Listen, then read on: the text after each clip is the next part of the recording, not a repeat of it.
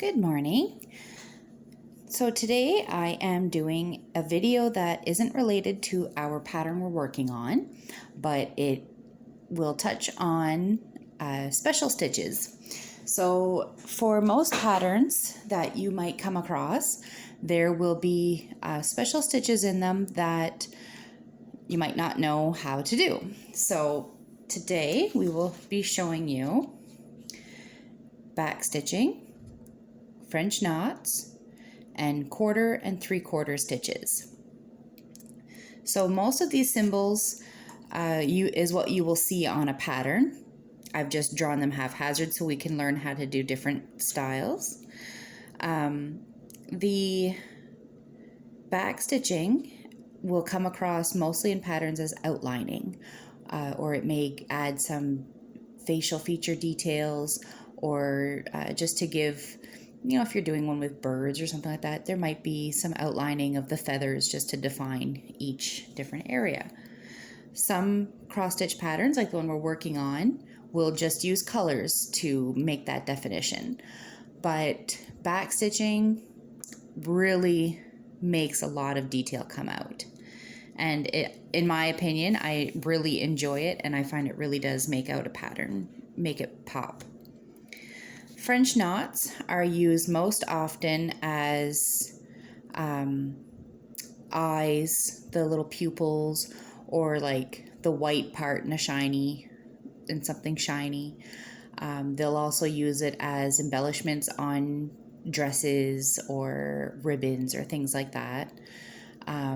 Some will also use it as the full piece. There's a few embroidery pieces right now that are going around that are really popular, and they are made entirely out of French knots. They look really amazing, but French knots are one of those, you either love them or you hate them. So if you end up loving them, those projects are perfect for you. If you only do them to get by, maybe don't do an entire embroidery piece with French knots. Some people will also replace French knots with beads. I'm not a fan of beads. I don't like using them. So I will eventually show you a video on how to do beads, but it's not my strong suit because I don't use them. And then 1/4 stitches. This is also where a lot of detail will come through in a pattern.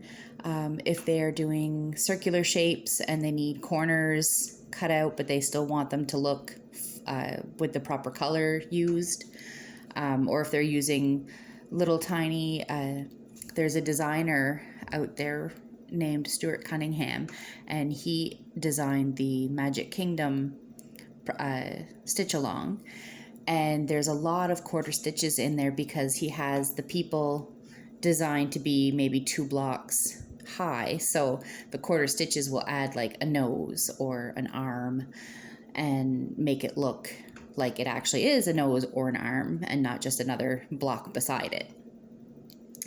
So they do come in handy. There's most of the time this one here, which I'll touch on that, will be 2 different colors. So that can be a little tricky sometimes. So we have our thread and our needle. So we're going to start with a loop start, because it is my favorite way to start. So if you remember from the first video, we bring our ends together and thread them through the needle.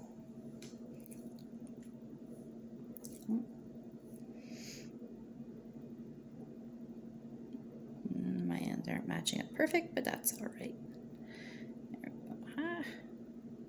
See, and this is what I mean sometimes by the thread not taking the needle. The needle not taking the thread. It happens. So we have our tail and our loop start.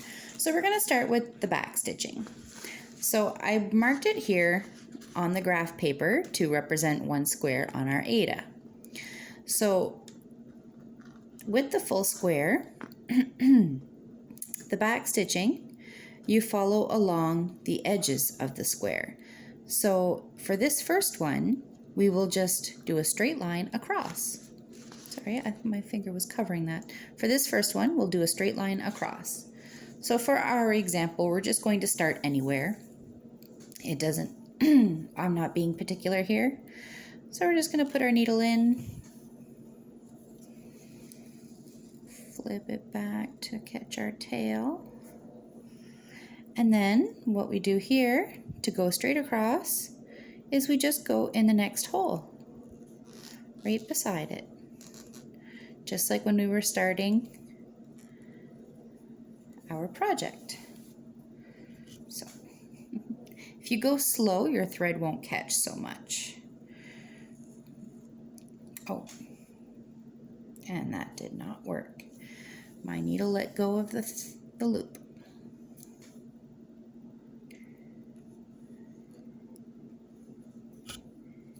There we go. All right, there we go.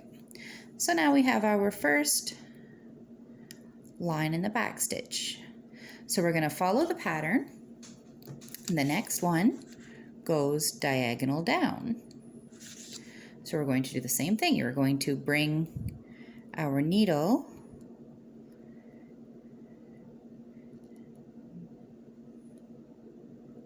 down and over to make the diagonal. So why we call it back stitching, if you will notice, we are always going back. So we always bring our needle up one space ahead and down back. So this makes the lines lay flat. It makes them connect better, so you don't have which sometimes you still do, but for the most part you won't have like a weird sideways wonky line interrupting a straight line. So following the pattern, now we are going up diagonal. So the reason why you don't want to keep going this way is because when you end here, you can't put your needle back up there without losing the thread, because the thread will come undone.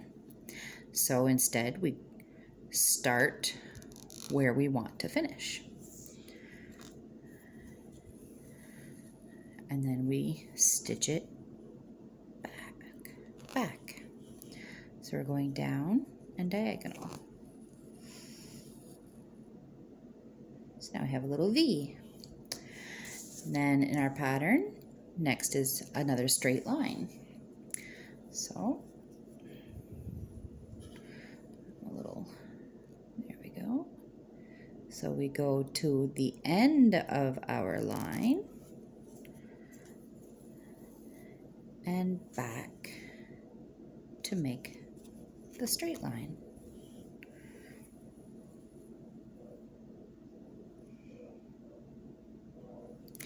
Then we have a special stitch here, because I wanted to definitely show you these special stitches. This next line crosses over two squares. So instead of piercing our fabric in the middle, we still want to stick with the holes.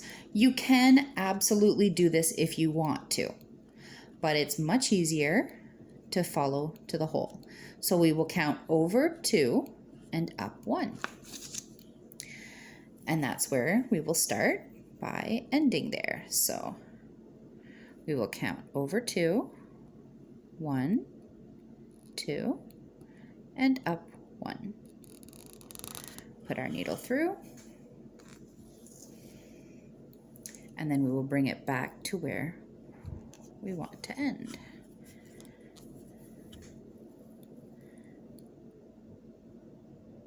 And then we have a sideways one. Now this stitch here, the over 2 and up 1, is often used when you're starting to do a curve. It will kind of bring it less harsh than the straight up and down or diagonal. And then our next one will be going down 2 and over 1. So we have 1, oh, I'm fuzzy, sorry, 1, 2, and over 1, right there. And then same thing, bring it back to where we start. And that is the end of our backstitch pattern. So we have translated that into that. There, so now on to our next one, which is the French knot. Using both hands for this one works very well, so I'm hoping the camera can work with me and not get in my way. So we're going to go underneath. The reason why I did 4 is to put them in different spots, because when you look at them in relation to the grid, they're in different spots. So you again envision your square. We'll start with this first one in the corner. So we will go into a hole, pull up our thread all the way.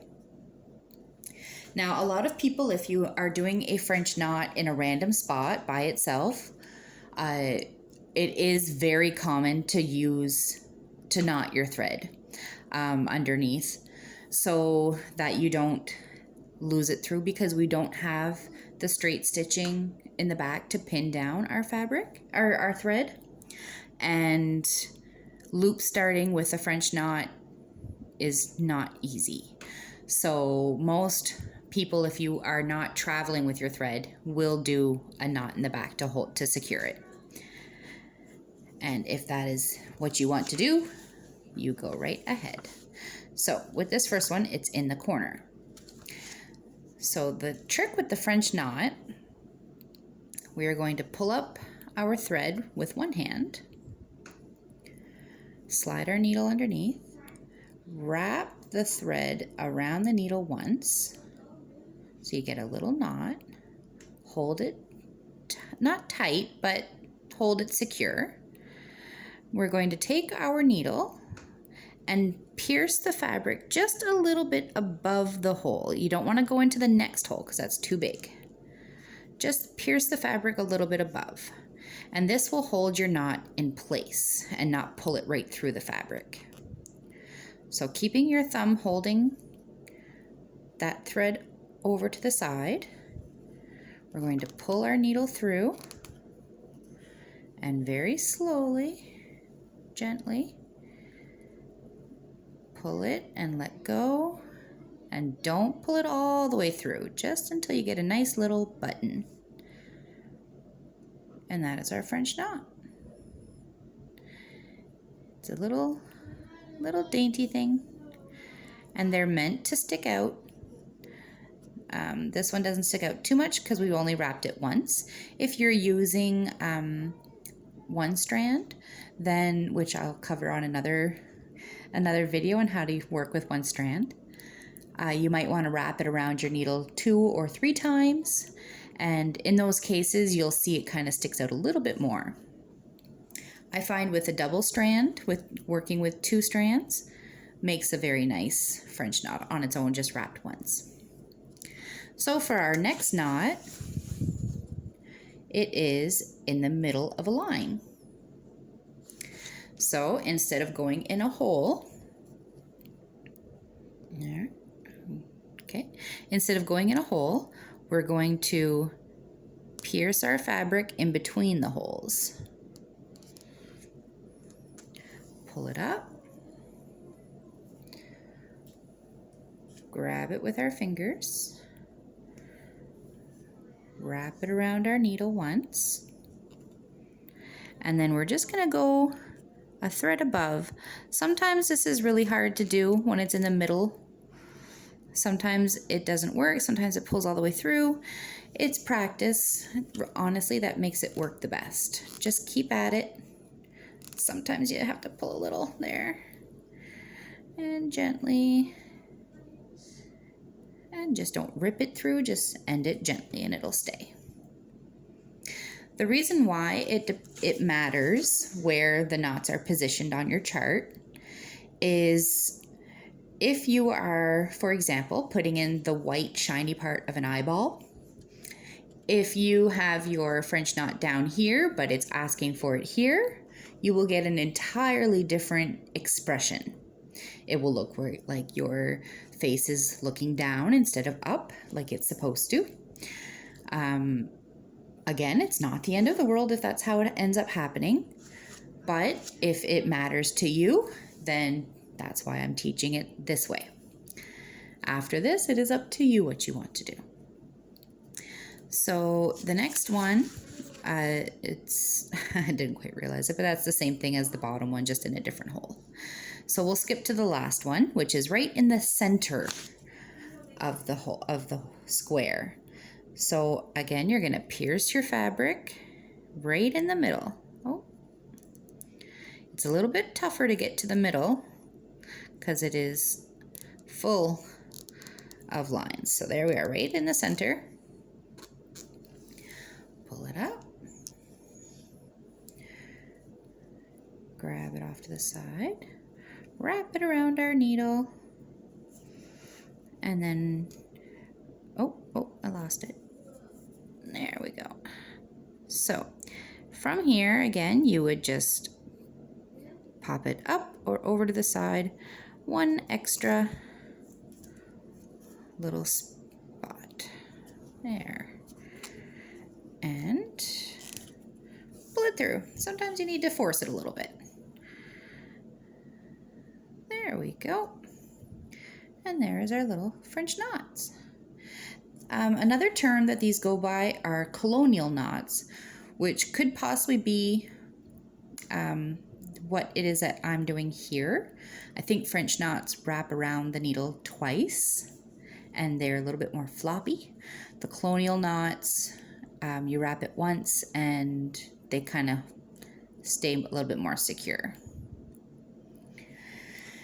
So from here, we are going to go down to the quarter stitches and 3/4 stitches. So this little one here in the box is called a quarter stitch, and that's because it only takes up a quarter of the square. This large one is a 3/4 stitch. So this would be most of your square minus the one little extra leg of the X. This one is both a 3/4 and a quarter, but the quarter is generally in another color. So we're going to start with the 3/4 stitch. So when a pattern calls for a 3/4 stitch, it may take up only half of the square. Every pattern is a little different on how the designer does it, so usually they will explain what they want done, but generally this is how it works. So with a quarter, you would go up just like you would when you're starting your X, but instead of going all the way to the next hole, you're just going to stop in the center, and you're going to poke through right in the middle, and then you're going to do just the quarter.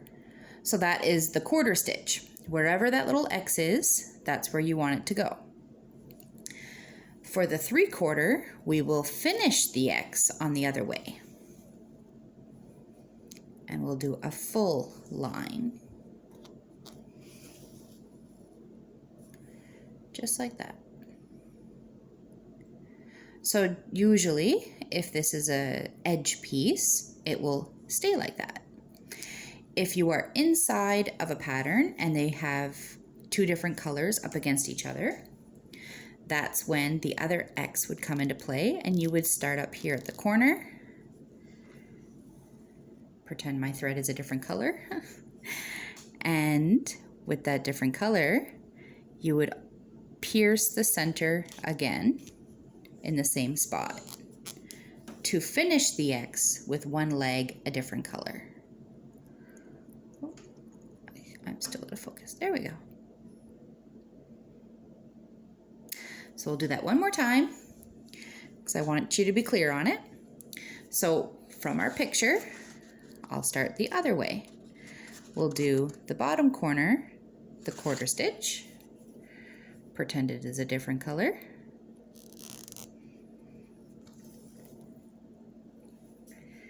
and we're just going to pierce the middle of the X. Oh. Sometimes it's easier than others, Sometimes the needle goes through fantastically, sometimes you have to struggle. So we have just the quarter of the stitch going. And now we're going to do the 3/4 stitch for the rest of the way. So I like to always start my 3/4 stitch with the little quarter stitch first. So that way I can pierce the center. So we're piercing the center again to complete that stitch with a different color. And then we're going to finish the X with the last leg of the 3/4 stitch.